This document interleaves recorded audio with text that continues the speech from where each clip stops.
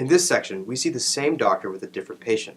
Pay attention to the patient-provider relationship, their communication style, and actions taken. How long have you had trouble swallowing? A few days, maybe a week. Can you tell me when it started?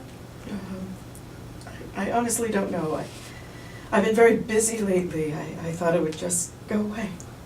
And those bruises on your collarbone as well now. Did you get those at the same time as the pain? Yes, I fell. My scarf got caught and Evan tried to catch me. Did you lose consciousness at all? Maybe for a second. I did have a panic attack after. Lily, this looks bad. We're going to want to document these for your medical records and keep an eye on how they heal. No. I don't want anything about this going in there. I just have some bruises. I just need some help with my swallowing and my neck. That would be best if you could help with that. Why are you worried about these injuries being documented? It's nobody's business. I agree with you. These are your confidential medical records. They aren't always kept confidential. Is there someone you're worried about seeing your records? I just don't want something made out of nothing. Lily, we've known each other for a while now. I know I've asked you in the past about your relationship with Evan, and you've said it's had its ups and downs. And there may be nothing you want to talk about, but these injuries, the panic attacks, the injuries you had last year, I think you said that you fell then too. Can you tell me how you're feeling? In pain. I told you. I make no judgments about what is happening to you. My role is to support you. You're my patient. Would it be okay if I ask the nurse to come in and help me document your injuries? All right.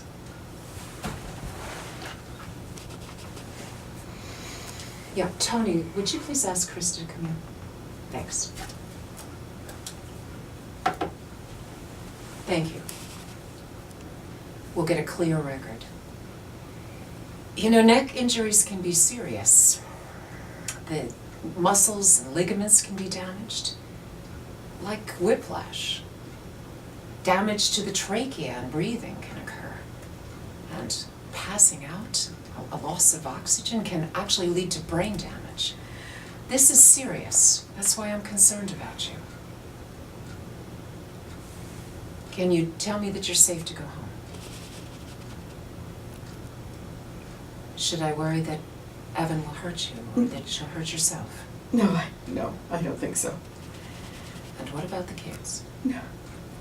No, and nothing's happened. But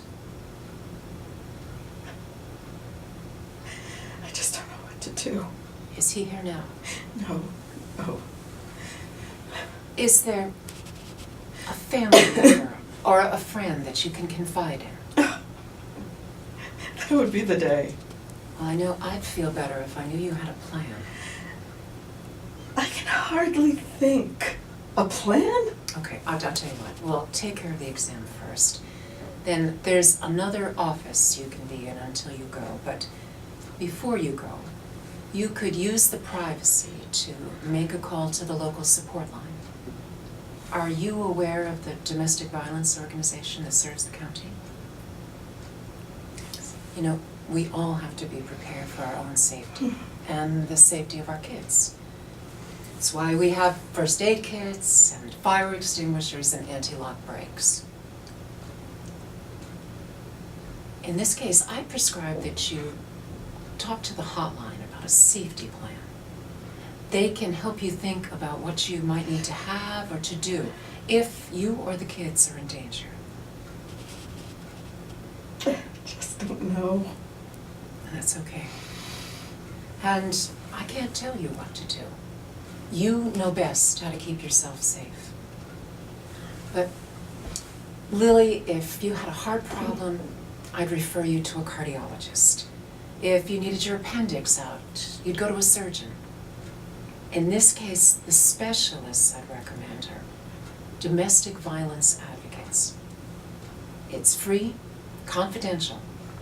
You make a call, the answering service takes the number to call you back on. An advocate gets back in a matter of minutes. I need some time. You're worried about your privacy, and I'm worried about your safety. If you decide not to call them today, they'll be there when you're ready, night or day.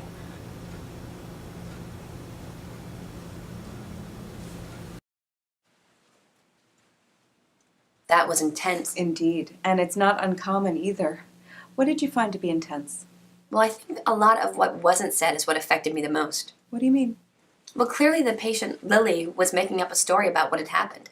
But I think that her doctor did a great job. She didn't say, "I don't believe you." She didn't force Lily to say anything. It was like she was feeling her way through the conversation. Mm-hmm. It was as though they had a really good relationship. Lily trusts her. So that when she said that she's worried about her, I believed her. Do you think Lily will leave the relationship? I don't know. Do you think she should? Well, I don't think what I think matters here. Is there something the doctor could have done to fix this? What are you getting at? Well done, Mary. Those were all Dr. Gates' favorite trick questions. One of the problems clinicians have is the need to fix it, thinking the cure is getting a person to leave the relationship. Worse is when they start adding their own subjective take on the situation. Well, the doctor referred to having asked about Lily's relationship in the past and remembering that things weren't always the greatest. I wonder if the patient was more ready to admit what happened with these injuries because she referred to it in the past. I also like how introducing the safety planning was done. It wasn't alarmist, and yet it also wasn't sweeping things under the rug. She struck a nerve when she asked about the children. I think this scene illustrates how we cannot force people to do anything. The woman, Lily, was deeply afraid, and so was her doctor. But if we are so afraid that we don't ask, and if we really don't want to hear a yes, the abuser has won.